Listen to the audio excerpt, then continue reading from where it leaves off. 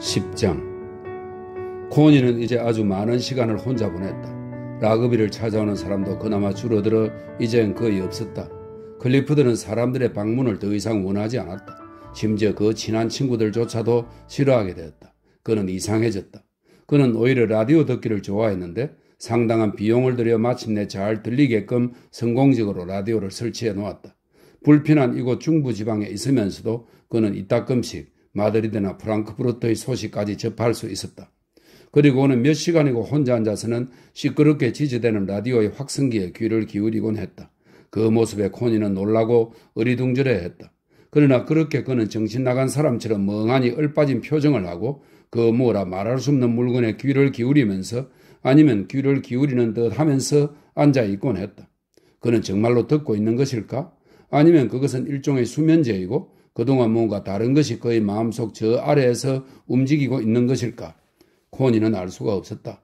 그녀는 자신의 방으로 올라가 버리든지 밖으로 나가 숲으로 달아나든지 했다. 이따금 그녀는 일종의 공포감에 휩싸였다. 그것은 문명이라는 종족 전체가 막 광증에 빠져들기 시작했다는 공포감이었다. 그러나 이제 클리프드가 산업활동이라는 또 다른 이 괴상한 형태에 빠져들어 효율적이고 단단한 그 껍질에 과육처럼 물컹한 속살을 지닌 하나의 생물, 즉 현대의 산업 및 금융세계의 굉장한 가재와 괴물이 중의 하나로서 기계처럼 강철로 된 껍질을 하고 안쪽의 몸은 부드러운 과육으로 된 갑각류 무척추 동물이나 다름없는 존재가 되어가고 있는 상황이므로 정말이지 코니는 완전히 앞뒤가 가로막혀 꼼짝 못하는 처지가 되고 말았다. 그녀는 심지어 자유롭지도 못했다. 클리프드에겐 그녀가 꼭 그곳에 있어야 했기 때문이다. 그는 그녀가 자신을 떠나지는 않을까 하는 공포감에 조마조마한 듯 했다. 그의 기묘한 과육질 부분, 즉 감정적이고 한 개인으로서 인간적인 부분은 공포감에 사로잡혀서 어린아이처럼 그의 백치처럼 그녀에게 매달렸다. 그녀는 그곳 라그비의 채틀리 부인으로서 그의 아내로서 그대로 머물러 있어야만 했다. 그렇지 않으면 그는 황야를 헤매는 백치처럼 길을 잃고 말 것이다. 이러한 놀라운 의존 상태를 깨달은 코니는 일종의 소름 끼치는 혐오감에 휩싸였다. 그녀는 그가 탄광의 감독이니 이 사회의 임원이니 젊은 과학자니 하는 사람들과 나누는 이야기를 듣곤 했는데 사태에 대한 그의 날카로운 통찰력과 힘, 즉 소위 실무 경험자라는 사람들을 지배하는 그의 섬뜩한 구체적 힘을 보고 상당히 놀랐다. 그는 자신이 먼저 실무 경험자가 되어 있었고 동시에 놀랄 정도로 빈틈없고 힘있는 고용주가 되어 있었다. 코니는 이것을 볼튼 부인이 그에게 끼친 영향력 탓으로 돌렸다. 그리고 그것은 바로 그의 인생이 위기에 처한 시점에 받은 영향력이었다. 그러나 이 빈틈없고 힘있는 실무 경험자는 감정적 삶의 부분에 혼자 남으면 그의 백치나 다름없었다. 그래서 그는 코니를 숭배했다. 그녀는 그의 아내로서 보다 높은 존재였으며 그는 묘하고 겁에 질린 우상 숭배의 태도로 그녀를 우러러 보았는데 그것은 우상, 무서운 우상의 권능에 대해 느끼는 엄청난 두려움에서 비롯되었으며 그 바탕에 증오감마저 깔려있는 미개인의 숭배 같았다. 그가 바라는 것은 오직 코니가 맹세하는 것, 즉 그를 떠나지 않겠다고, 그를 버리지 않겠다고 맹세하는 것뿐이었다. 클리퍼드, 그녀는 그에게 말했다.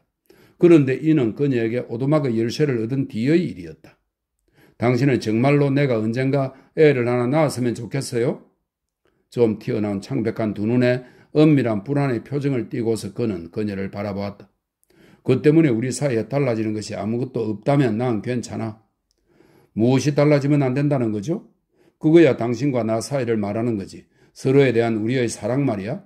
만약 그것이 영향을 받게 된다면 난 그 생각에 절대 반대야. 그리고 말이야, 언젠가 당신이 바로 내 아이를 낳을 수 있을지도 모른다고. 코니는 깜짝 놀라서 그를 바라보았다. 그러니까 내 말은 얼마 안 있어 나한테 그 능력이 다시 되살아날지도 모른다는 뜻이야. 그녀는 여전히 놀란 표정으로 빤히 쳐다보았고 그는 거북해졌다.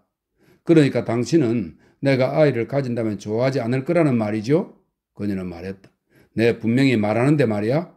그는 궁지에 몰린 개처럼 곧바로 대답했다. 그 때문에 나에 대한 당신의 사랑이 손상되지만 않는다면 난 아주 기꺼이 찬성이야. 그렇지 않다면 완전히 반대고. 코니는 싸늘한 두려움과 경멸감에 사로잡힌 채 그저 잠자코 있을 뿐이었다. 그따위 이야기는 그야말로 백치가 찌꺼리는 헛소리였다. 그는 더 이상 자신이 무슨 이야기를 하고 있는지 모르고 있는 것이다. 그 때문에 당신에 대한 내 감정이 달라지는 일은 전혀 없을 거예요? 그녀는 다소 비꼬는 듯한 어조로 말했다. 그래, 그가 말했다. 바로 그거야. 그렇다면 난 조금도 이의가 없어. 정말이지 어린애가 집안을 뛰어다니고 그 아이를 위해 장례를 준비하는 느낌을 갖는 것은 참으로 근사한 일일 거야. 그러면 나에게 무언가를 위해서 애쓸 일이 생기는 셈일 테지. 게다가 어쨌든 당신이 낳은 아이라는 것은 알고 있을 테고, 안 그래 여보? 그러면 바로 내 아이나 다름없이 여겨질 거야. 이런 문제에서 중요한 사람은 바로 당신이니까 말이야. 당신도 그걸 알고 있지. 여보, 난 끼어들 여지가 없다고. 난 존재가 없는 존재니까 말이야. 반면 당신은 바로 위대한 존재자인 셈이지.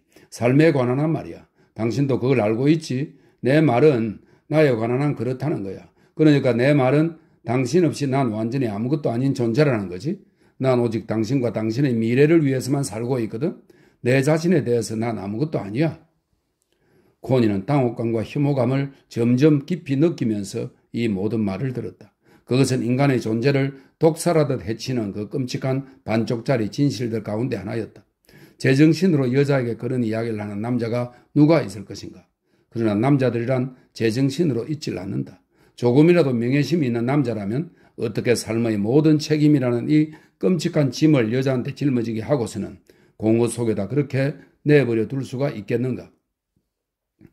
게다가 30분밖에 지나지 않아 코니는 클리프드가 열렬하고 충동에 찬 목소리로 볼튼 부인과 이야기하는 것을 들었는데 그는 마치 그 여자가 반은 정부이고 반은 자기를 길러준 양모인 것처럼 일종의 정열 없는 정열의 태도로 자신을 그 여자에게 드러내 보이고 있었다. 그리고 볼튼 부인은 주의를 기울여 그에게 야회복을 입혀주고 있었다. 집에 중요한 사업상의 손님들이 와 있기 때문이다. 이 당시 코니는 이따금 자신이 죽게 되리라는 느낌을 정말로 받곤 했다. 자신이 썸뜩한 거짓말에 의해 그리고 그 백치 같은 형태의 놀라운 잔인함에 의해 압사당하도록 엇깨어지고 있다고 그녀는 느꼈다. 클리프드의 묘하게 유능한 사업 능력은 어느 정도 그녀를 위압했다. 그리고 그녀에 대한 그의 개인적 숭배 선언은 그녀를 공포에 찬 경악 속으로 몰아넣었다. 그들 사이에는 아무것도 존재하지 않았다. 그녀는 요즘 그를 만지는 일조차 전혀 하지 않았고 그 역시 그녀에게 전혀 손을 대지 않았다. 그가 그녀의 손을 잡아 상냥하게 쥐어보는 일조차 전혀 없었다. 그랬다. 그들 사이에 그렇게 신체적 접촉이 전무한 지경이었으므로 그녀를 향한 그의 우상적 숭배 선언은 그녀에게 고문이었다. 그것은 완전한 성불능이 가하는 잔인함이었다. 그래서 그녀는 자신의 이성이 무너져 버리든지 아니면 자신이 죽든지 하고 말리라는 느낌이 들었다. 그녀는 할 수 있는 한 자주 숲으로 달아났다. 어느 날 오후 그녀가 생각에 잠긴 채 앉아 조원의 우물에서 물이 졸졸거리며 차갑게 흘러나오는 것을 바라보고 있을 때 사냥터지기가 그녀 쪽으로 성큼성큼 다가왔다. 부인께 드릴 열쇠를 마련했습니다, 부인. 그는 인사를 하면서 말했다. 그러고는 그녀에게 열쇠를 내밀었다. 아주 고맙군요. 그녀는 깜짝 놀라면서 말했다. 오두막이 아주 잘 정돈되어 있지 못한데 괜찮으실지 모르겠습니다. 그가 말했다. 할 수 있는 한 치워놓긴 했습니다만. 당신을 수고스럽게 할 마음은 없었어요. 그녀는 말했다. 조금도 번거로운 일이 아니었습니다. 한 일주일쯤 있다가 암탉에게 꿩의 알을 품게 할 예정입니다. 하지만 닭들이 부인을 무서워하거나 하지는 않을 겁니다. 아침 저녁으로 가서 살펴봐야겠지만 쓸데없이 부인께 방해가 되는 일은 없도록 하겠습니다. 당신이 나한테 방해가 되는 경우는 없을 거예요? 그녀는 반박하듯 말했다. 오히려 내가 당신 일에 방해가 될지 모를 텐데 그렇다면 차라리 오두막에 가지 않겠어요. 그는 날카로운 파란 눈으로 그녀를 쳐다보았다. 그는 친절해 보였지만 어딘지 거리감이 느껴졌다. 그러나 적어도 그는 제정신을 지니고 있었고 비록 야위고 아픈 듯이 보일지라도 건전하고 온전한 인간이었다. 그는 기침 때문에 고생하는 듯 했다. 기침을 하는군요. 그녀가 말했다. 별거 아닙니다. 그저 감기죠. 지난번 알았던 폐렴 때문에 기침이 좀 남아있지만 별거 아닙니다. 그는 그녀로부터 거리를 유지한 채 더 이상 가까이 다가오려고 하지 않았다. 그녀는 아침이든 오후든 상당히 자주 오두막에 갔지만 그가 거기에 있은 적은 한 번도 없었다. 틀림없이 그는 일부러 그녀를 피하고 있었다. 그는 자신의 개인적인 자유를 지키고 싶었던 것이다. 그는 오두막을 정돈해 놓았는데 작은 탁자와 의자를 벽난로 가까이 옮겨다 놓았으며 불쏘시개와 조그만 장작들을 약간 쌓아놓고 연장이나 덫 같은 것은 가능한 한 먼 구석에다 치워놓음으로써 자신이 있던 흔적을 지웠다. 바깥의 공터 옆에다가는 큰 나무가지와 집등으로 나지막하게 작은 지붕을 엮어 새들의 피난처를 마련해 놓았는데 그 지붕 아래에 5개의 닭장이 놓여 있었다. 그녀는 어느 날 거기에 갔을 때 갈색 암탉 2마리가 그 닭장 안에서 주위를 경계하는 사나운 모습으로 앉아있는 것을 보았다. 그 닭들은 꿩의 알을 품고 있었는데 생명을 품는 일에 몰두한 암컷의 깊고 뜨거운 피에 휩싸여 아주 자랑스럽게 깃털을 한껏 부풀려 펼치고 있었다. 이것을 보자 코니의 마음은 거의 찢어질 것 같았다. 그녀 자신은 완전히 쓸모없이 버림받은 여자 구실이라고는 꿈도 꾸지 못하는 그저 끔찍한 존재에 불과했던 것이다. 그 후 곧 5개의 닭장에 모두 암탉이 찼다. 3마리는 갈색이었고 회색과 검정색 암탉이 각각 1마리씩이었다. 암탉들은 모두 한결같이 깃털을 부풀린 채 암컷으로서의 충동, 즉 암컷의 본성에 이끌려 부드럽고 편안하게 웅크린 묵직한 자세로 알 위에 자리를 털고 앉아 있었다. 그리고 코니가 그 앞에 몸을 웅크리며 앉자 닭들은 반짝이는 눈으로 코니를 바라보면서 짧고 날카로운 분노와 경계의 소리로 꼭꼭꼭 울어대었는데 거기에는 주로 접근당하는 것에 대한 암컷으로서의 분노가 담겨 있었다. 코니는 오두막의 곡물통에서 곡물을 찾아내었다. 그녀는 그것을 손에 올려놓고 암탉들에게 내밀었다. 암탉들은 먹으려 하지 않았다. 그중 1마리만이 사납게 그녀의 손을 한번 콕 쪼아보았을 따름인데 코니는 깜짝 놀라고 말았다. 그러나 그녀는 암탉들, 먹지도 마시지도 않고 알을 품고만 있는 이 어미 닭들에게 무언가를 주고 싶은 마음이 간절했다. 그녀는 조그만 양철통에 물을 담아 가져다 주었다. 그러고는 암탉 1마리가 그걸 마시자 기뻐했다. 이제 코니는 매일같이 암탉들을 보러 왔다. 그것들은 이 세상에서 그녀의 가슴을 따뜻하게 해주는 유일한 존재였다. 클리프드가 불평하는 소리를 들으면 그녀는 머리끝에서 발끝까지 싸늘하게 식었다.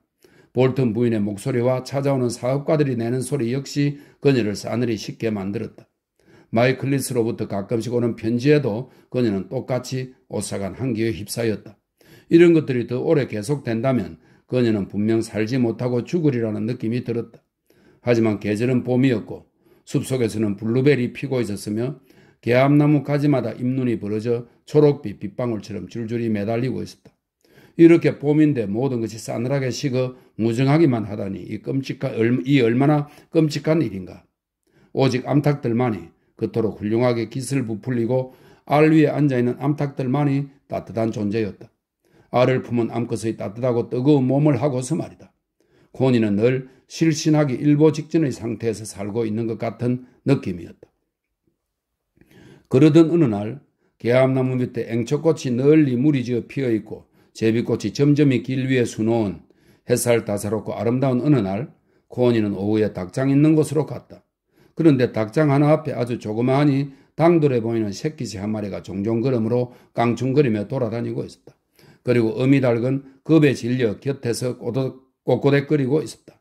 그 가냘프고 자그만 새끼새는 회색빛이 도는 갈색 몸에 거무스름한 반점이 있었는데 그 순간 온 세상에서 가장 발랄한 생명의 자그마한 불꽃을 발하는 존재였다. 코니는 웅크리고 앉아 일종의 황홀감에 사로잡혀 바라보았다.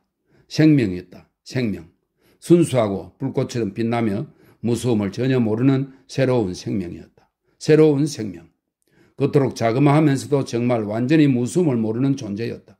어미 닭의 격렬하게 경고하는 울음소리에 응하여 좀 허둥거리면서 닭장 안으로 다시 기어들어가 암탉의 깃털 아래로 쏙 사라져 없어졌을 때조차 새끼새는 정말로 놀라 겁에 질린 것이 아니었다. 새끼새는 그것을 하나의 놀이, 즉 삶의 놀이로 받아들였던 것이다. 왜냐하면 금세 자그마하니 뾰족한 머리를 암탉의 황금빛 또는 갈색 깃털 사이로 삐죽 내밀고는 우주를 빤히 내다보고 있었기 때문이다. 코니는 매혹당한 듯 바라보았다.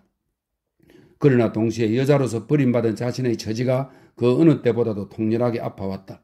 자신의 그런 처지에 대한 아픔은 이제 견딜 수 없는 것이 되어가고 있었다. 그녀에게는 이제 오직 한 가지 욕망, 즉 숲속의 그 공터에 가고자 하는 욕망밖에 없었다.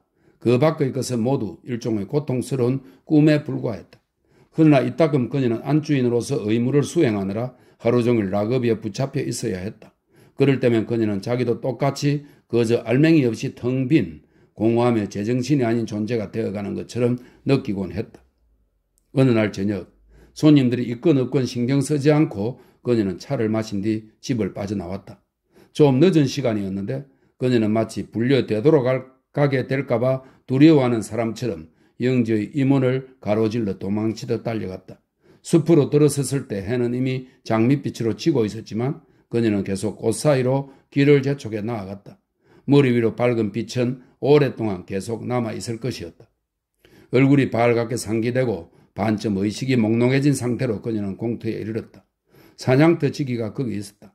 겉옷을 벗은 셔츠 차림으로 새끼 꿩들이 밤새 안전하게 있도록 막 닭장문을 닫고 있는 참이었다. 그러나 아직 새끼 꿩 3마리가 한 패를 이루어 조그만 다리로 이리저리 종종거리며 돌아다니고 있었다. 담갈색의 조그만 것들이 잽싸게 지프로 엮은 지붕 아래를 돌아다니면서 걱정스럽게 들어오라고 부르는 어미닭의 소리를 안 듣고 있었다. 새끼 꿩들을 와서 꼭 보고 싶었어요. 그녀는 숨가쁜 목소리로 말했다. 그러면서 사냥터지기를 수줍은 듯 헐끗 쳐다보긴 했지만 그를 의식하는 태도는 거의 없었다. 새로 알에서 태어난 것들이 있나요? 현재까지 36마리입니다. 그가 말했다. 꽤 괜찮은 성적이죠? 그도 역시 어린 새끼들이 알을 깨고 나오는 광경을 지켜보면서 묘한 즐거움을 느꼈다. 코니는 맨 끝에 있는 닭장 앞에 웅크리고 앉았다. 아까 그 새끼 꿩 3마리도 이제 닭장 안으로 들어가 있었다. 그러나 이 새끼 꿩들은 계속 깜찍하게 생긴 머리를 어미닭의 노란 깃털 사이로 삐죽 내밀었다가는 곧 쏙 집어넣었는데 그런 다음에는 한 마리만의 구슬처럼 생긴 조그만 머리를 그 커다란 어미닭의 몸통 사이로 쑥 내밀고 빠끔히 밖을 내다보는 것이었다. 한번 만져보고 싶군요. 그녀는 말하면서 손가락을 조심스럽게 닭장 창살 사이로 밀어넣었다. 그러나 어미닭이 사납게 그녀의 손을 쪼아대자 코니는 깜짝 놀라고 겁에 질려서 펄쩍 뒤로 물러섰다. 어쩜 그렇게 날 쪼아댈 수 있지요? 내가 싫은 모양이네? 그녀는 놀라워하는 목소리로 말했다. 하지만 내가 새끼들을 해치지는 않을 텐데. 사내는 그녀 뒤에 서 있다가 쿡 하고 웃음을 터뜨렸다. 그러고는 그녀 곁에 무릎을 벌린 채로 웅크리고 앉더니 침착하고 자신 있는 동작으로 손을 천천히 닭장 속에 밀어넣었다. 그 늙은 암탉이 그의 손을 쪼아대긴 했지만 그리 난폭하게 굴지는 않았다. 그러자 천천히 살며시 확실하면서도 부드러운 손길로 그는 늙은 암탉의 깃털 사이를 더듬어 들어가 가냘프게 삐약거리는 새끼 꿩 1마리를 손으로 잡아 꺼냈다. 자, 여기 있습니다. 라고 말하면서 그는 손을 그녀 쪽으로 내밀었다. 그녀는 담갈색의 그 작은 새끼를 두 손에 받아들였다. 도저히 다리라고 할 수 없는 가냘픈 풀줄기 같은 두 다리로 그 새끼 꿩은 그녀의 손바닥 위에 서서는 무게랑은 거의 없는 두 발을 통해 그 여린 생명의 균형을 코니의 두 손에 전하며 떨고 있었다. 그러나 그것은 잘생기고 미끈하게 생긴 조그만 머리를 대담하게 쳐들고는 날카로운 시선으로 둘러보면서 작은 소리로 삐약 하고 울어대었다. 참 사랑스럽기도 해라. 참 깜찍하기도 하고. 그녀는 부드러운 목소리로 말했다. 사냥터지기 역시 그녀 옆에 쭈그리고 앉은 채로 그녀의 손 안에 있는 그 대담한 작은 새를 즐거운 얼굴로 바라보고 있었다. 벼랑간 눈물 한 방울이 그녀의 팔목에 떨어지는 것이 보였다. 그는 일어섰다. 그러고는 자리를 옮겨 다른 닭장 쪽으로 가서 섰다. 왜냐하면 그가 영원히 사그라져 없어지기를 바랐던 옛날의 그 불꽃이 갑자기 다시 허리깨에서 솟구쳐 약동하는 것을 느꼈기 때문이다. 그는 그녀에게 등을 돌린 채 그 불꽃과 싸웠다. 그러나 그것은 솟구쳐 올랐고 이어 아래로 곤두박질 치듯 요동하다가 그의 무릎뼈를 감싸며 너울거렸다. 그는 다시 돌아서서 그녀를 바라보았다. 그녀는 무릎을 꿇고 앉아서 아무 생각 없이 그저 두 손을 천천히 앞으로 내밀어 새끼 꿩이 다시 어미닭에게로 달려가게 해주려고 하고 있었다. 그녀의 그런 모습에는 무언가 참으로 말없는 외로움 같은 것이 있었고 그녀에 대한 동정심의 불꽃이 그의 마음속에서 타올랐다. 자기도 모르게 그는 재빨리 그녀 쪽으로 가서는 다시 그 곁에 웅크리고 앉아 새끼 꿩을 그녀의 손에서 받아들여 닭장 안에 집어넣어 주었다. 그녀가 암탉을 무서워하고 있었기 때문이다. 그의 허리 저 안쪽에서 불길이 갑자기 더욱 세차게 치솟았다. 그는 염려스러운 눈으로 그녀를 헐끗 쳐다보았다. 얼굴을 다른 쪽으로 돌린 채 그녀는 자신이 속한 세대의 참담한 처지에 대한 그 모든 고뇌를 안고 그저 하염없이 울고 있었다. 그의 가슴은 갑자기 한 방울의 불꽃이 사그라지듯 녹아 풀어졌다. 그는 손을 뻗어 그녀의 무릎 위에 가만히 손가락을 얹었다. 울지 마십시오. 그는 부드럽게 말했다. 그러나 그 순간 그녀는 두 손으로 얼굴을 감쌌다. 그녀는 정말로 가슴이 찢어지는 느낌이었다. 그리고 이제 더 이상 아무것도 중요하지 않았다. 그는 그녀의 어깨에 손을 얹었다. 그리고 그의 손은 가만히 부드럽게 그녀의 구부린 등을 따라 움직이기 시작했고 아무 생각 없이 맹목적인 동작으로 어루만지며 엉클여 굽은 그의 허리깨로 쓰다듬어 내려갔다. 그리고 그 길을 그의 손은 부드럽게 맹목적이고 본능적인 애무의 손길로 그녀의 옆구리 곡선을 따라 어루만졌다. 그녀는 작은 손수건을 꺼내들고는 아무 생각 없이 젖은 얼굴을 닦으려 하고 있었다. 오두막으로 들어가겠습니까? 그가 감정이 담기지 않은 조용한 목소리로 말했다. 그리고 그녀의 팔 윗부분을 살짝 잡아 그녀를 이렇게 세운 뒤 천천히 오두막으로 인도해 갔는데 그녀가 안으로 들어갈 때까지 그는 그녀를 잡은 손을 놓지 않았다. 안으로 들어가자 그는 의자와 탁자를 한쪽으로 치우고 갈색의 군인용 담요를 연장 상자에서 꺼내서는 천천히 그것을 펼쳐 깔았다. 그녀는 꼼짝 않고 선 채로 그의 얼굴을 한번 살짝 바라보았다. 그의 얼굴은 창백하고 무표정했는데 마치 운명에 순종하는 사람의 얼굴 같았다. 여기 누워요. 그는 부드럽게 말했다. 그러곤 오두막 문을 닫았는데 그러자 방 안은 어두워져 아주 캄캄했다. 묘하게 순종하는 마음으로 그녀는 담요 위에 누웠다. 그러자 부드럽게 덧없는 어쩔 수 없는 욕망에 이끌린 손길이 그녀의 몸을 만지며 얼굴을 찾아 더듬어 오는 것이 느껴졌다. 그 손은 그녀의 얼굴을 부드럽게 무한한 위로와 확신감을 주면서 어루만졌고 그러다가 마침내 그녀의 뺨에 부드러운 입맞춤이 살며시 와닿았다. 그녀는 아주 가만히 잠에 취한 듯 꿈에 젖은 듯 그대로 누워있었다. 그러다가 그의 손이 부드럽게 하지만 거절당한 듯 묘하게 어색한 손길로 그녀의 옷 사이를 더듬어 들어오는 것을 느꼈을 때 그녀는 부르르 몸을 떨었다. 하지만 그의 손은 역시 원하는 부분의 옷을 어떻게 벗기는지 잘 알고 있었다. 그는 몸에 꼭 맞는 그녀의 얇은 실크 옷을 천천히 조심스럽게 아래로 끌어당겨 발에서 빼내었다. 그러고는 아주 깊고 섬세한 기쁨으로 떨면서 따스하고 부드러운 그녀의 몸을 어루만졌고 그녀의 배꼽에 잠깐 입을 맞추었다. 그러다가 그는 더 이상 참지 못하고 그녀의 부드럽고 고요한 육체의 대지 위에서 평화를 누리기 위해 즉시 그녀에게로 들어갔다. 여자의 육체 속으로 들어가는 것, 그것은 그에게 완전히 순수한 평화의 순간이었다. 그녀는 가만히 잠에 취한 듯이 내내 일종의 잠에 빠진 듯이 그대로 누워있었다. 행위와 오르가즘은 그의 것, 모두 그의 것이었다. 그녀는 자신을 위해 더 이상 애를 쓸 수가 없었다. 그의 팔이 그녀를 단단히 껴안고 있는 것조차, 그의 몸이 격렬하게 움직이는 것조차, 그리고 그의 정액이 그녀의 몸 안으로 분출해 들어오는 것조차 일종의 잠이었으며 그가 행위를 끝내고 그녀의 젖가슴 위에 부드럽게 안겨 헐떡이면서 누워있을 때에야 비로소 그녀는 그 잠에서 깨어날 기미를 보이기 시작했다. 그러고 나서 그녀는 궁금해졌다. 그저 막연하게 궁금해졌다. 왜 이런 일이 필요한 것일까? 왜 이것이 그녀를 덮고 있는 거대한 구름을 걷어올려 그녀에게 평화를 주었을까? 이게 진정한 것일까? 이게 정말 진정한 것일까?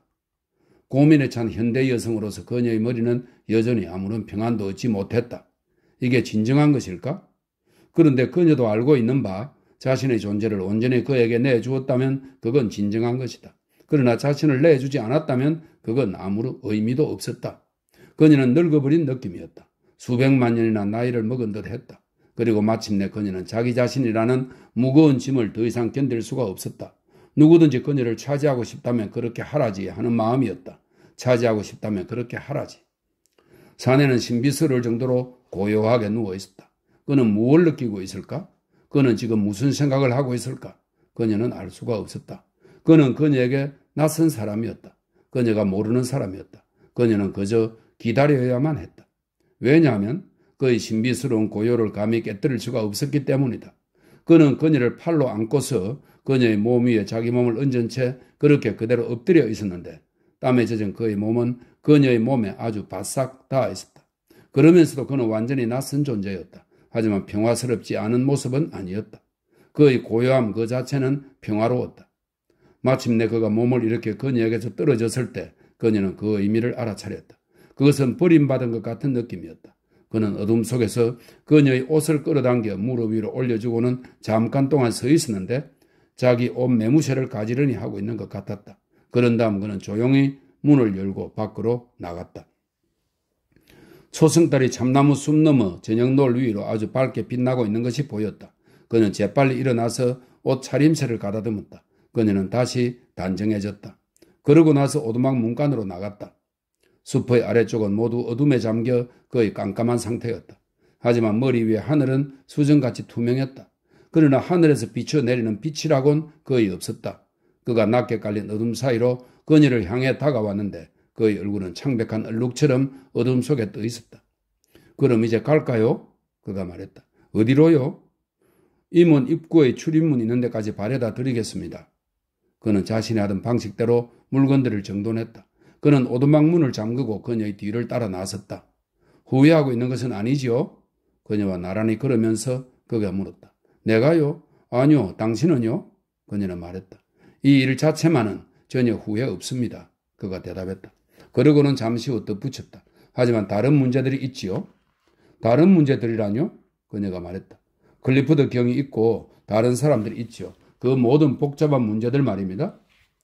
왜 문제가 복잡하다는 거죠? 그녀는 실망스러운 듯이 말했다. 항상 그렇기 때문이죠. 나는 물론이고 부인에게도 말입니다. 항상 복잡한 문제가 있기 마련이지요. 그는 한결같은 걸음걸이로 어둠 속을 계속 걸어갔다. 그래서 당신은 후회스러운 건가요? 그녀가 말했다. 어느 면에서는요. 하늘을 올려다보면서 그는 대답했다. 나에게 이런 일은 다 끝난 걸로 생각했었지요. 그런데 이제 다시 시작하게 된 겁니다. 뭘 시작했다는 거죠? 삶 말입니다. 삶이라고요? 그녀는 묘한 전율을 느끼며 대받아 말했다. 그건 곧 삶이랍니다. 그가 말했다. 삶에서 깨끗이 벗어난다는 것은 불가능하지요. 삶에서 깨끗이 벗어난다면 그건 죽은 거나 다름없지요. 그러니 내가 다시 부서져 열리게끔 되어 있는 거라면 그럴 수밖에 없는 셈이죠. 그녀는 그런 식으로 생각하지 않았다. 하지만 여전히 그건 그저 사랑일 뿐이에요. 그녀는 쾌활한 목소리로 말했다. 그게 무엇이든 간에 마찬가지지요. 그는 대꾸했다. 그들은 어두운 숲속을 말없이 계속 걸어갔고 이었고 임원 입구에 거의 도착했다. 하지만 날 미워하진 않지요. 그렇지요? 그녀는 뭔가 아쉬운 듯이 말했다. 그럴 리가요. 아닙니다. 그는 대답했다. 그러고는 갑자기 그녀를 다시 가슴에 꼭 끌어안았다. 그를 삶과 연결해주는 옛날의 정열이 뜨겁게 되살아난 포옹이었다. 아닙니다. 전 참 좋았습니다. 정말 좋았습니다. 부인도 좋았나요? 네, 나도 좋았어요. 그녀는 대답했다. 그 말은 얼마간 진실이 아니었는데 행위를 할 때 그녀는 그다지 의식이 없었기 때문이다. 그는 그녀에게 따뜻한 입맞춤을 부드럽게 아주 부드럽게 연이어 했다.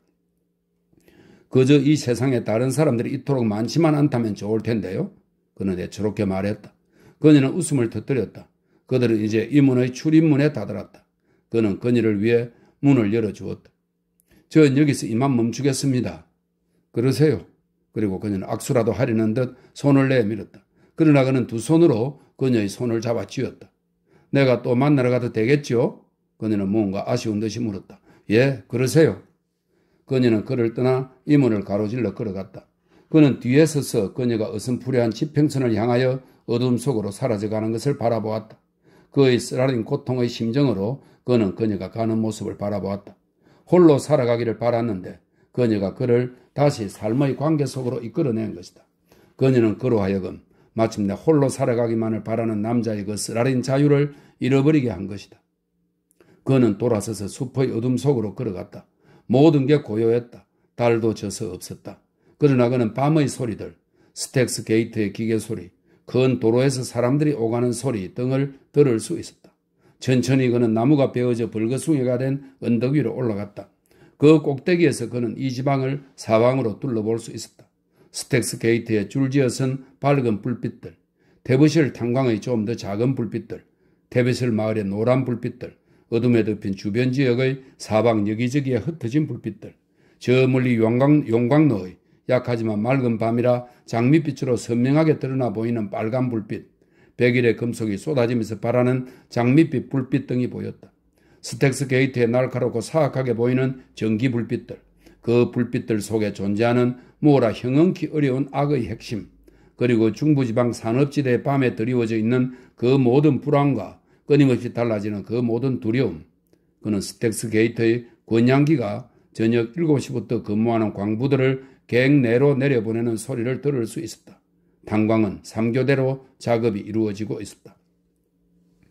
그는 다시 어둡고 외부와 격리된 숲속으로 내려갔다.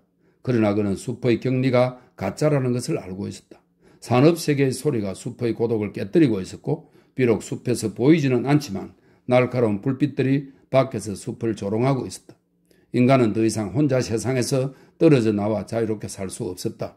세상은 은둔자를 허용하지 않는다. 게다가 이제 그는 여자를 받아들였고 그럼으로써 고통과 운명의 새로운 순환 속에 스스로를 던져넣고 말았다.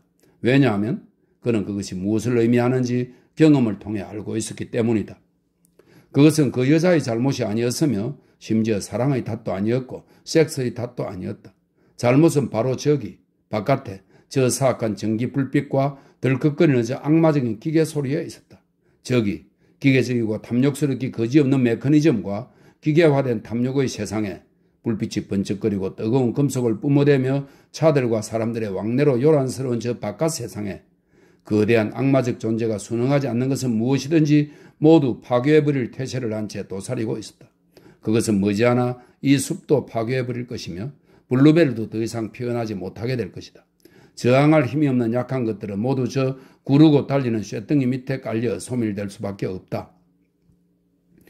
그는 한없이 부드러운 마음으로 그 여자를 생각했다. 가엾게도 내버려진 존재인 그녀는 그녀 자신이 알고 있는 것보다 훨씬 훌륭한 여자였으며 그녀가 접촉하고 있는 그 모질고 거친 무리에 비해 참으로 너무나 훌륭한 여자였다. 가엾은 존재 같으니라고. 그녀 역시 야생 히아신스처럼 상처받기 쉬운 연약함이 좀 있었다. 그녀는 요즘 여자처럼 온통 단단하고 질긴 고무 제품이나 백금 같은 성질의 여인이 아니었다. 저들은 그녀를 죽여버리고 말 것이다. 정말로 그들은 타고난 모든 부드러운 생명을 죽여 없애듯이 그녀도 죽여 없애버리고 말 것이다. 부드러움, 어딘지 그녀에게는 부드러운 데가 있었는데 그것은 막 피어나는 히아신스의 부드러움과 같은 부드러움으로 오늘날의 셀룰로이드 여성들에게는 사라져버린 것이다. 그러나 그가 자신의 가슴으로 여린 그녀를 잠시 동안이나마 보호해 줄 것이다. 비정한 철의 세계와 기계화된 탐욕의 신이 두 사람 모두를 그는 물론이고 그녀까지 다 죽여 없애버리기 전까지 잠시 동안이라도 말이다. 그는 엽총을 메고 개를 데리고서 어두운 자신의 집으로 돌아갔다. 그리고 등불을 켜고 화로에 불을 지핀 다음 치즈 바른 빵과 어린 양파와 맥주로 저녁 식사를 했다. 그는 홀로 자신이 사랑하는 침묵 속에 잠겨 있었다. 그의 방은 깨끗하고 정돈이 잘 되어 있었지만 다소 황량했다. 하지만 불이 밝게 타오르고 있었고 벽난로는 하얗고 깨끗했으며 기름 먹인 하얀 방수포로 덮인 식탁 위쪽에는 석유 등불이 밝게 빛을 비추며 매달려 있었다. 그는 인도에 관한 책을 읽으려고 해보았지만 오늘 밤은 어쩐지 책이 읽히지 않았다. 그는 셔츠 차림으로 불가에 앉았다. 담배를 피우지는 않았지만 맥주 컵은 손 닿는 자리에 놓아두었다. 그리고 그는 코니에 대해 생각하기 시작했다. 사실을 말하자면 그는 오두막에서 일어난 일이 후회스러웠다. 아마 대부분 그녀를 위하는 마음에서 그랬으리라. 그는 불길한 예감이 들었다. 잘못된 일을 했다거나 죄를 지었다는 의식은 전혀 없었다. 그런 점에서는 전혀 양심의 가책이 없었다. 그는 양심이란 대개 사회 또는 스스로에 대한 두려움이라는 것을 알고 있었다. 그는 자신에 대한 두려움이 없었다. 그러나 그는 사회에 대해서는 아주 분명하게 의식하면서 두려워했다. 사회란 악의적이고 반쯤 미친 야수와 같다는 것을 그는 본능적으로 알고 있었던 것이다. 그 여자, 그녀가 지금 이 자리에 함께 있고 그 밖엔 이 세상에 아무도 없다면 욕망이 다시 솟아올랐다.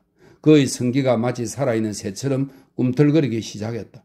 그와 동시에 어떤 압박감이 전기 불빛 속에서 사악하게 번쩍거리고 있는 저 바깥 세상의 끔찍한 괴물 앞에 자신과 그녀를 드러내는 것에 대한 두려움이 그의 어깨를 무겁게 짓눌렀다. 가엾은 아가씨 같은 그녀는 그에게 그저 젊은 여자였지만 이제는 그가 그 몸 안에 들어간 바 있으며 지금 다시 간절히 원하는 젊은 여자였다. 욕망이 꿈틀대는 묘한 하품을 하면서 그는 기지개를 폈다. 4년 동안이나 그는 남자건 여자건 모두와 떨어져 혼자 살아왔기 때문이다. 그는 일어나 겉옷을 다시 입고 총을 메고 등불을 낮춘 다음 개를 데리고 별이 비치는 밤하늘 아래로 나갔다. 욕망에 떠밀리고 바깥 세상의 그 악의에 찬 끔찍한 괴물에 대한 두려움에 떠밀려 그는 천천히 그리고 조용히 숲을 한 바퀴 순찰하며 돌았다. 그는 어둠이 아주 좋았으며 그 속에 자신을 감싸서 묻었다. 어둠은 탱탱하게 차오른 그의 욕망, 어쨌든 결국 하나의 재산과도 같은 그 욕망과 잘 어울렸다. 꿈틀거리며 어쩔 줄 모르는 그의 자지, 그의 허리춤에서 꿈틀거리며 솟아오르는 불길. 아, 함께 저기 바깥 세상의 전기가 번쩍거리는 저 끔찍한 괴물과 싸워 생명의 부드러움과 여자의 부드러움과 욕망의 자연스럽고 풍성한 재산을 지켜낼 다른 사람이 있기만 하다면, 나란히 힘을 합쳐 싸워나갈 사람들이 있기만 하다면, 그러나 사람들은 모두 다 저 바깥 세상에서 그 끔찍한 괴물을 찬미하면서 기계화된 탐욕이나 탐욕스러운 메커니즘의 솟구치는 물결 속에서 승리를 누리거나 짓밟히고 있었다. 한편 콘스턴스는 거의 아무것도 생각하지 않고 임원을 가로질러 집으로 서둘러 돌아갔다. 그녀에겐 아직 되씹어 생각해볼 여유가 없었다. 그저 저녁 식사 시간에 맞춰 도착하고 싶을 뿐이었다. 그렇지만 낭패스럽게도 그녀는 문이 잠긴 것을 알았다. 그래서 초인종을 울리지 않을 수 없었다. 볼튼 부인이 문을 열어주었다. 아이고, 마침내 오셨군요, 부인. 부인께서 길을 잃어버리신 게 아닌가 하고 생각하던 참이었답니다. 그녀는 약간 장난기가 섞인 태도로 말했다. 하지만 클리포드 경께서 부인을 찾지는 않으셨습니다. 린니 씨가 오셔서 계속 무슨 이야기를 나누고 계셨거든요. 아무래도 린니 씨가 저녁 식사까지 하고 갈 것 같지요, 부인? 그럴 것 같군요. 코니는 말했다. 식사를 15분쯤 늦추도록 할까요? 그럼 부인께서 편하게 옷을 갈아입으실 여유가 있을 테니까요. 글쎄, 그러는 게 좋겠군요. 린니 씨는 탄광의 총감독이었는데 북부지방 출신의 나이 지긋한 남자로 클리포드의 마음에 들 만큼 썩 박력 있는 사람은 아니었다. 그는 전후의 상황에 어울리지 않는 사람이었고 천천히 하자는 신조를 가진 전후의 광부들과도 별로 맞지 않았다. 그러나 코니는 린니 씨를 좋아했다. 비록 아첨 잘하는 그의 아내와 마주치는 것만은 딱 질색이었지만. 린니 씨는 저녁 식사 때까지 남아있었다. 코니는 남자들이 굉장히 마음에 들어하는 안주인이었는데 매우 얌전하면서도 크고 넓은 파란 눈으로 아주 세심하고 주의 깊게 그들을 대해주는 한편 속으로 생각하는 것을 보이지 않게 충분히 가리는 부드럽고 차분한 태도를 지니고 있었기 때문이다. 그러한 여자 역할을 아주 많이 수행해 왔기에 그것은 코니에게 거의 제2의 천성이 되다시피 했다. 물론 어디까지나 제2의 천성일 뿐이었다. 하지만 그녀가 그런 역할을 수행하고 있는 동안 어떻게 다른 모든 것이 그녀의 의식에서 사라져버리는지는 정말 묘한 일이었다. 2층의 자기 방으로 올라가 자신만의 생각을 할 수 있을 때까지 그녀는 참을성 있게 기다렸다. 그녀는 항상 기다리며 있었는데 그것이 특기로 보일 정도였다. 그렇지만 자기 방에 올라온 뒤에도 그녀는 여전히 막연하고 혼란스러운 느낌이었다. 그녀는 무슨 생각을 해야 할지 몰랐다. 정말로 그는 어떤 종류의 사내일까? 그는 정말로 그녀를 좋아하는 것일까? 썩 좋아하진 않는다는 느낌이 들었다. 하지만 그는 다정하게 대해주었다.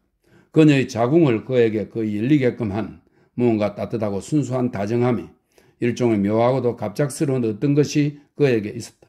그러나 그녀는 그가 어느 여자에게나 그렇게 다정하게 대해줄지도 모른다는 느낌이 들었다.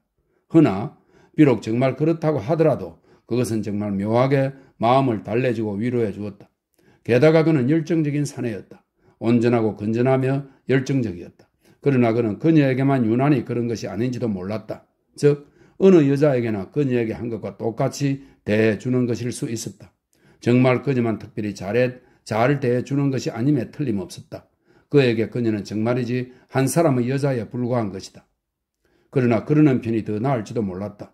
게다가 결국 그는 그녀 내면의 여성적 존재에게 다정히 대해준 것인데 이제껏 그 어떤 남자도 그렇게 해준 적이 없었다. 남자들은 그녀의 인간적 존재에게는 아주 친절히 대해주었지만 그녀의 여성적 존재에 대해서는 경멸하거나 완전히 무시해버리면서 잔인하게 대했다. 남자들은 콘스턴스 리드나 채틀리 부인으로서의 그녀에게는 끔찍이도 친절했다. 하지만 그녀의 자궁에게는 친절하지 않았다. 그런데 이 사내는 그녀가 콘스턴스인지 채틀리 부인인지 하는 것에는 전혀 아랑곳하지 않았다. 그는 그저 부드럽게 그녀의 허리와 젖가슴을 애무해 주었을 따름이다. 그녀는 다음날 숲으로 갔다. 좀 흐리고 고요한 오후였는데 암록색 산쪽 풀이 개암나무 숲을 아래 널리 퍼져 있었으며 나무들마다 모두 눈을 틔우기 위해 말없이 애쓰고 있었다.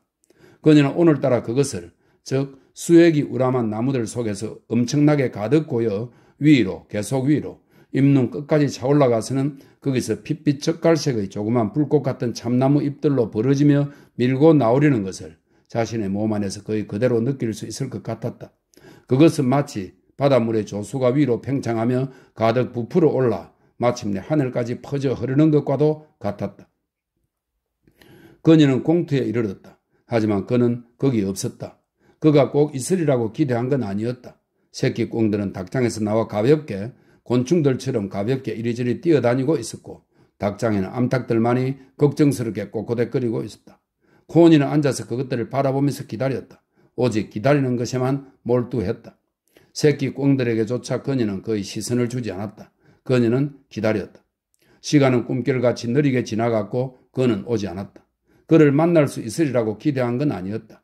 그가 오후경에 이곳에 오는 경우는 결코 없었다. 그녀는 차를 마시러 집으로 돌아가야 했다. 그러나 그 자리를 떠나기가 싫어 억지로 몸을 일으켜야 했다. 그녀가 집에 돌아가고 있는 동안 실가랑비가 내렸다. 비가 또 오고 있어?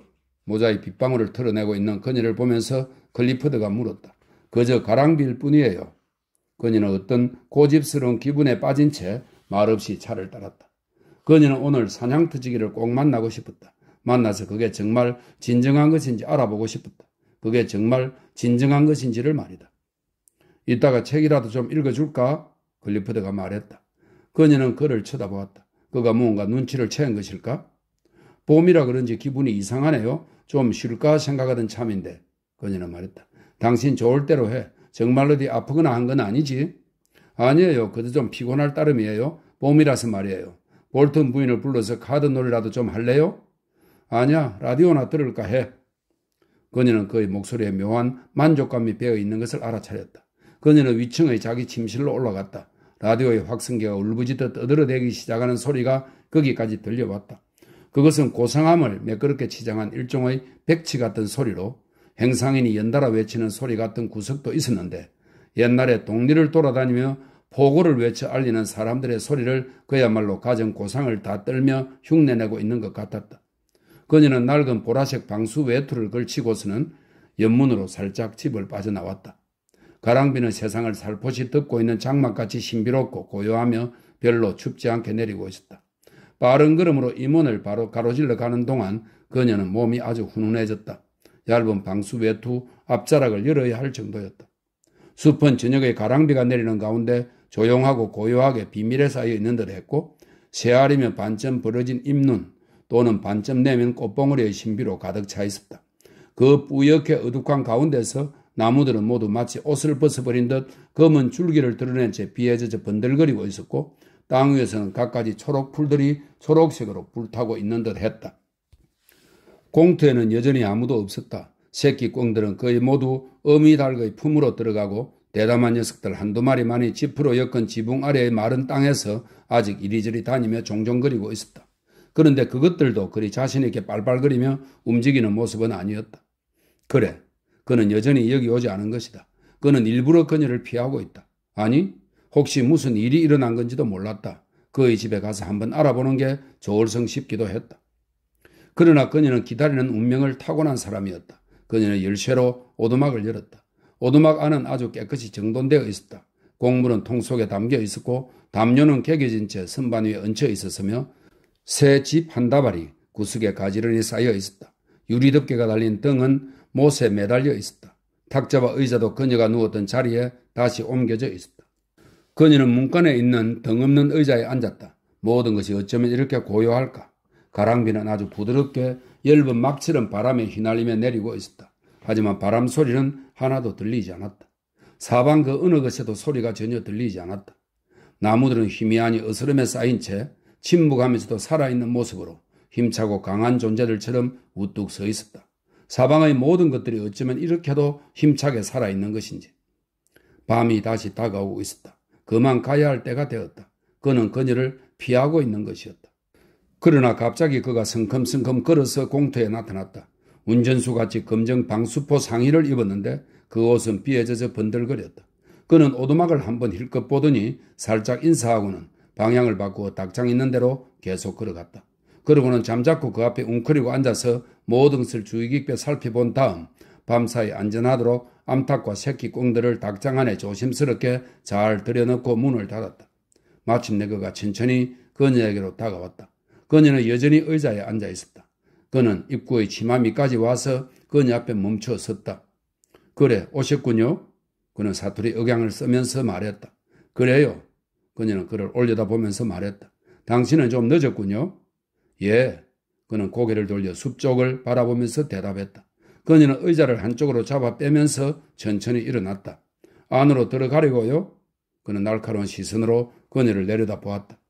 부인께서 매일 밤마다 여기 오시면은 사람들이 좀 이상하게 생각하지 않을까요? 그가 말했다. 왜요?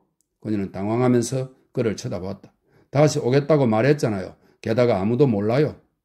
하지만 사람들은 곧 알게 될 겁니다. 그가 대답했다. 그럼 어떻게 하실 거죠?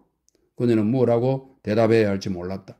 어째서 사람들이 알게 되리라는 거죠? 그녀는 말했다. 사람들은 항상 알게 마련이죠. 그는 어쩔 수 없다는 태도로 말했다. 그녀의 입술이 약간 떨렸다. 글쎄, 그럼 할 수 없는 거겠죠? 그녀는 말을 더듬었다. 아닙니다. 그가 말했다. 여기 안 오시면 사람들이 알지 못하게 막을 수 있지요. 막고 싶은 생각만 부인께 있다면 말입니다. 그는 나직한 어조로 덧붙여 말했다. 하지만 막고 싶은 생각은 없어요. 그녀는 중얼거리듯 말했다. 그는 고개를 돌려 숲 쪽을 바라보면서 잠자코 있었다. 하지만 사람들이 알아차리면 어떻게 할 거죠? 이었고 그가 물었다. 좀 생각해 보십시오. 부인께서 얼마나 수치스러운 지경에 떨어질지 생각해 보십시오. 남편의 하인놈하고 놀아났다고 알려지면 말입니다. 그녀는 옆으로 돌린 그의 얼굴을 쳐다보았다. 그러니까 그녀는 더듬거리며 말했다. 그러니까 당신은 날 원하지 않는다는 말인가요?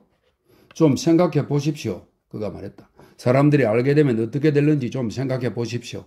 클리포드 경과 그 밖에 모든 사람들이 알게 되고 모두들 수군대기 시작한다면 글쎄요. 그럼 떠나버리면 되죠. 어디로 말입니까? 어디든지요. 나에게 내 마음대로 쓸 수 있는 재산이 있어요. 우리 어머니가 나한테 예금으로 남겨놓은 2만 파운드인데 그건 클리포드가 손댈 수 없는 돈이에요. 어디로든 난 떠날 수가 있어요. 하지만 부인은 떠나고 싶지 않을 수도 있지요. 아니에요. 그렇지 않아요. 난 내가 어떻게 되든 상관없어요. 아, 그러시겠죠. 하지만 부인은 상관하게 될 겁니다. 상관하지 않으면 안 되게 될 겁니다. 누구나 다 그렇게 되지요. 명심하십시오.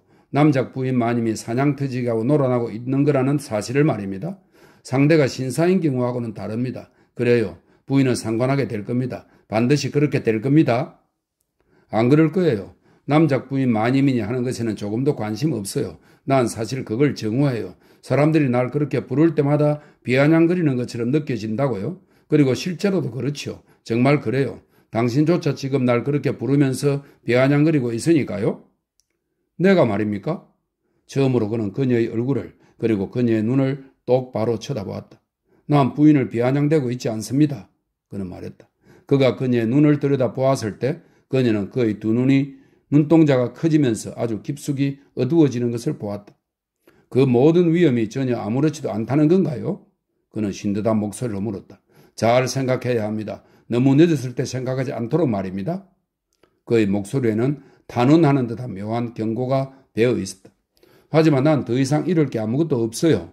그녀는 짜증스러운 듯 말했다. 내 처지가 정말 어떤가를 안다면 당신도 내가 기꺼이 그걸 버리고 싶어 할 거라고 생각할 거예요. 하지만 당신은 당신 자신에 대해 두려워할지도 모르겠네요. 그렇습니다. 그는 짧게 대답했다. 난 두렵습니다. 두려워요. 정말 두렵습니다. 여러 가지 것들이 두렵습니다. 어떤 것들이 말인가요? 그녀가 물었다. 그는 묘하게 머리를 뒤로 젖히는 몸짓을 했는데 이는 바깥 세상을 가리키는 것이었다. 여러 가지 것들이요. 세상 모든 사람들 전부가 말입니다. 그러고 나더니 그는 몸을 굽혀 갑자기 그녀의 불행해 보이는 얼굴에 입을 맞췄다. 그래요. 나도 아무렇지 않아요. 그는 말했다. 우리 뜻대로 합시다. 나머지야 망하든 빌어먹든 하라지요. 하지만 당신이 혹 나중에 이걸 후회라도 하게 된다면 나를 버리지만 말아요. 그녀는 간청하듯 말했다. 그는 손가락으로 그녀의 뺨을 만지면서 갑자기 다시 그녀에게 입을 맞췄다. 그럼 안으로 들어가겠소? 그는 부드럽게 말했다. 당신도 그 방수 외투를 벗어요. 그는 엽총을 걸어놓고 젖은 가죽 상의를 훌쩍 벗어던진 다음 손을 뻗어 담요를 집어들었다. 담요를 하나 더 가져왔소. 그가 말했다. 그러니 원한다면 담요 한 장은 우리 몸을 덮는 데 쓸 수 있을 거요. 오래 있을 수는 없어요. 그녀는 말했다. 저녁 식사가 7시 반이거든요. 그는 그녀를 빠르게 한번 쳐다보았다. 그러곤 자신의 손목시계를 보았다. 알았어. 그는 말했다. 그는 오두막 문을 닫고는 매달려 있는 유리등에 불을 켜서 불빛을 약하게 낮춰 놓았다. 언제 시간을 길게 가질 수 있는 때가 있겠죠. 그가 말했다. 그는 담요를 조심스럽게 펴서 내려놓고는 한 장은 그녀가 베개로 삼도록 접어놓았다.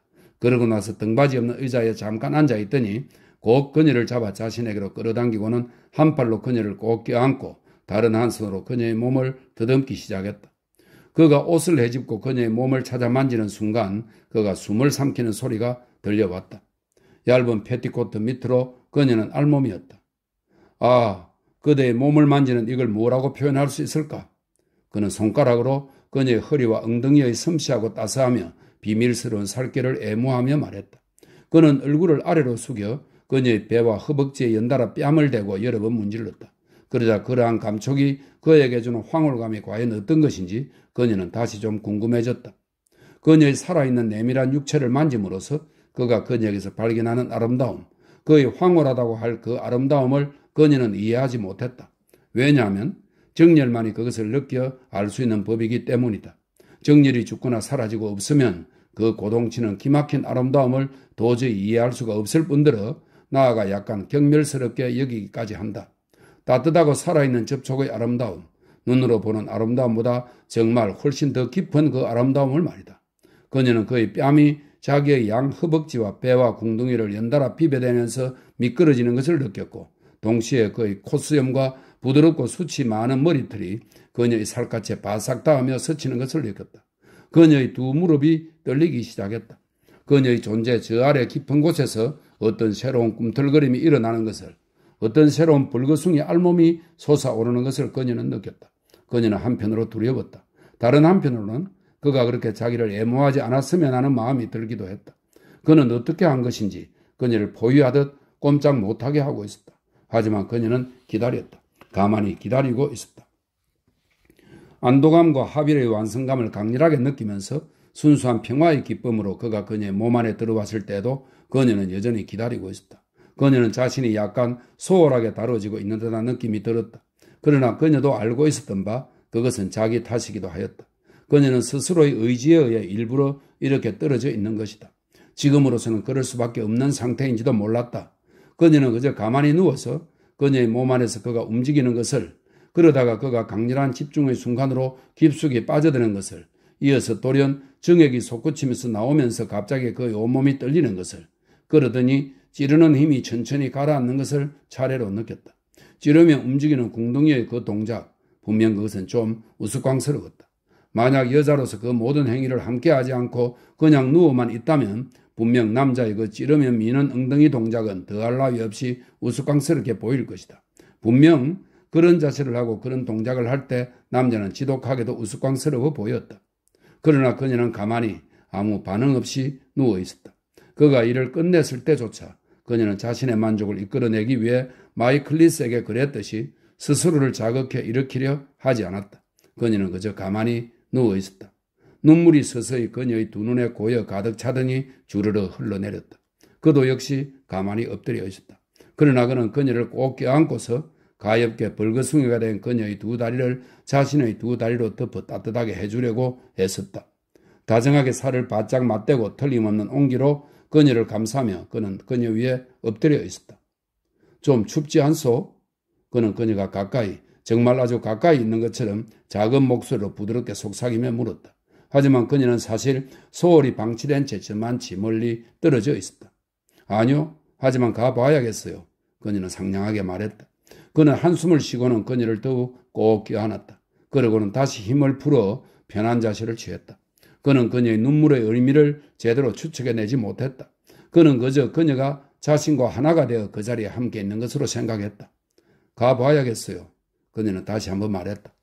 그는 몸을 이렇게 세우더니 그녀 옆에 잠깐 동안 무릎을 꿇고 앉아서는 그녀의 허벅지 안쪽에다 입을 한번 맞춘 뒤 그녀의 치마를 당겨 내려주었다. 동시에 그는 아주 희미하게 비치는 등불빛을 받은 채 별 생각 없이 무심하게 옆으로 돌아서지도 않고 자기 옷의 단추를 채웠다. 언제 한번 내가 사는 집에서 만납시다. 다정하고 자신감 있으며 느긋한 얼굴로 그녀를 내려다보면서 그는 말했다. 그러나 그녀는 힘없이 그대로 누워서 그를 빤히 올려다보며 생각하고 있었다. 낯설고 모르는 사람이야. 낯설고 모르는 사람.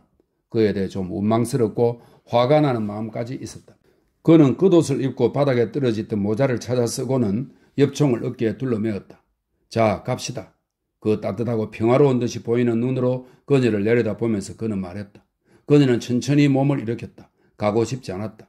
그러면서 또한 거기에 머물러 있는 것이 화가 나기도 했다.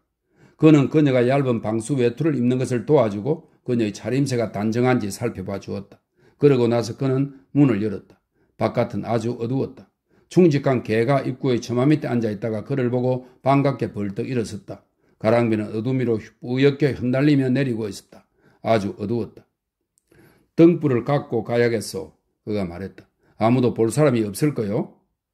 그는 그녀의 바로 앞에 서서 좁은 길을 따라 걸어갔는데 낮게 들고 가는 등불이 흔들리면서 비에 젖은 풀과 시커멓게 번들거리는 뱀처럼 생긴 나무 뿌리들 그리고 창백한 꽃들이 드러나 보였다. 그 외에는 온통 뿌옇게 안개처럼 내리는 가랑비와 완전한 어두움 뿐이었다. 언제 한번 내 집에서 만납시다.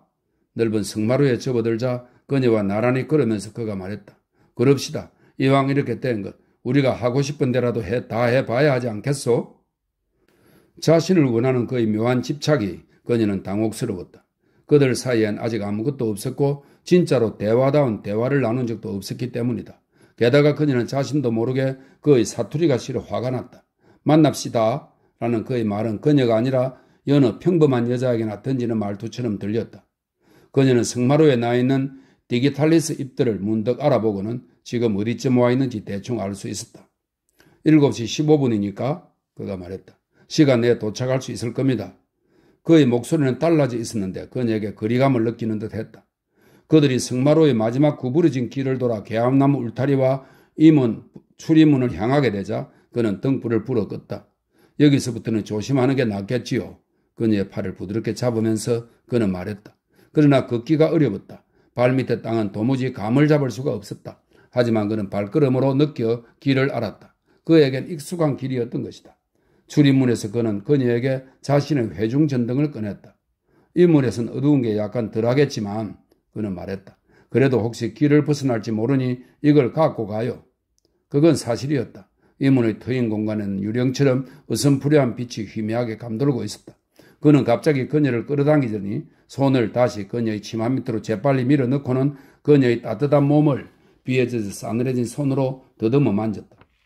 그대 같은 여자를 만지기 위해서라면 나 목숨이라도 버릴 수 있어. 목이 잠긴 목소리로 그는 말했다. 당신이 조금만 더 있을 수 있다면 좋으련만. 그녀는 다시금 자기를 원하는 그의 갑작스러운 힘을 느꼈다. 안 돼요. 서둘러 가야 해요. 그녀는 약간 거칠게 말했다. 그래요. 그는 갑자기 달라진 태도로 대답하면서 그녀를 놓아주었다. 그녀는 돌아섰다. 그러나 즉시 그에게로 되돌아서서는 말했다. 키스해줘요. 그는 어둠에 묻혀 보이지 않는 그녀의 얼굴 위로 몸을 숙였다. 그러고는 그녀의 왼쪽 눈에 입을 맞췄다. 그녀가 입에다 키스해주기를 바라며 그대로 있자 그는 부드럽게 그녀의 입에 키스했다. 하지만 즉시 입을 떼었다. 그는 입을 맞대고 하는 키스를 싫어했다. 내일 또 올게요. 그녀는 그에게서 멀어져가며 말했다. 올 수 있다면요. 그녀는 덧붙였다. 그래요. 너무 늦지 말아요. 그가 어둠 속에서 대답했다. 벌써 그의 얼굴은 전혀 알아볼 수가 없었다. 잘 가요. 그녀는 말했다. 안녕히 가십시오, 마님. 그의 목소리였다. 그녀는 걸음을 멈추고는 비에 젖은 어둠 속을 되돌아보았다. 그의 형체만 겨우 어렴풋이 보였다. 왜 그런 호칭을 쓴 거죠? 그녀는 물었다. 아니 그가 대답했다. 자, 그럼 잘 가요. 어서 뛰어요. 그녀는 손으로 만져질 듯한 밤의 아메색 어둠 속으로 뛰어갔다. 그녀는 연문이 그대로 열려있는 것을 보고 누구의 눈에도 띄지 않은 채 자신의 방으로 미끄러져 들어갔다. 방문을 닫을 때 저녁 식사 시간을 알리는 종소리가 들려왔다. 하지만 그녀는 어쨌든 목욕을 할 생각이었다. 목욕을 해야만 했다. 하지만 앞으로는 늦지 말아야겠어. 그녀는 혼자 중얼거렸다. 너무 애가 타고 신경 쓰인단 말이야. 다음 날 그녀는 숲에 가지 않았다. 그 대신 클리프드와 함께 어스웨이트에 갔다. 그는 이제 이따금씩 자동차로 외출하곤 했는데 필요할 경우 그가 차에서 내리는 것을 도와줄 수 있는 건장한 청년을 운전사로 고용했다. 클리프드는 특히 그의 대부인 레슬리 윈트 씨를 만나고 싶어 했는데 그는 어스웨이트에서 그리 멀리 떨어지지 않은 시플리 홀에서 살고 있었다. 윈터 씨는 이제 나이 지긋한 신사로 부자, 즉 에드워드 왕 시대에 한참 호황을 누렸던 부유한 탄광주 중의 하나였다. 에드워드 왕 자신이 2번인가 사냥을 하러 시플리에 머문 적도 있었다. 시플리 홀은 멋있고 고풍스러운 저택으로 내부 벽면을 장식 벽돌로 칠하는 등 아주 우아하게 꾸며놓았는데 그것은 윈터 씨가 독신으로서 자신의 스타일을 자랑스럽게 여기는 사람이었기 때문이다. 하지만 그곳 주변들은 탄경들로 둘러싸여 있었다. 레슬리 윈터는 클리포드에게 애정을 지니고 있었지만 개인적으로 그를 아주 훌륭하게 생각하지는 않았다. 그것은 화보 신문에 실린 사진이니 문학이니 하는 것 때문이었다. 이 노 신사는 에드워드 왕조풍의 혈기 있는 남자로서 인생이란 인생 그 자체일 뿐이며 걸 나부랭이를 끼적거리는 작자들은 무언가 좀 다른 족속이라고 생각했다. 코니에 대해서는 이 신사 나리는 항상 좀 정중한 태도로 대했다. 그는 그녀를 매력적이고 얌전한 교수로 클리프트에게는 좀 아까운 여자라고 여겼다. 그녀가 라그비의 상속자를 낳을 가능성이 전혀 없는 것은 정말 천만유감이었다. 그 자신도 상속해줄 자식이 없었다. 클리퍼드의 사냥터지기가 그녀와 관계를 갖고 있으며 그녀에게 언제 한번 내가 사는 집에서 만납시다 하고 말했다는 사실을 안다면 윈터 씨가 뭐라고 할지 코니는 궁금해졌다. 그는 그녀를 혐오하고 경멸할 것이다. 왜냐하면 그는 노동자 계급이 밀치고 올라오는 것을 거의 정오에 가깝게 싫어하였기 때문이다. 자신과 같은 계급의 남자라면 그는 별로 개의치 않을 것이다. 그러나 코니의 그 얌전하고 순종적인 규수다운 외모는 자연에게서 받은 선물로서 아마 타고난 천성의 일부일 것이었다. 윈터 씨는 얘야 하고 그녀를 부르더니 18세기 귀부인을 그린 꽤 아름다운 셰밀하를 주었다. 그는 그녀가 별로 원하지도 않는데 항상 그녀에게 무언가를 선물로 주었다. 그러나 코니는 사냥터지기와의 관계에 생각이 팔려 있었다. 따지고 보면 정말로 신사이고 경험 많은 사람인 윈터 씨가 오히려 그녀를 한 인간으로서 분별력 있는 한 개인으로서 대접해 주는 듯 했다. 그는 그대니 당신이니 하면서 다른 여자들과 함께 그녀를 한 덩어리로 묶어 취급하지 않았다.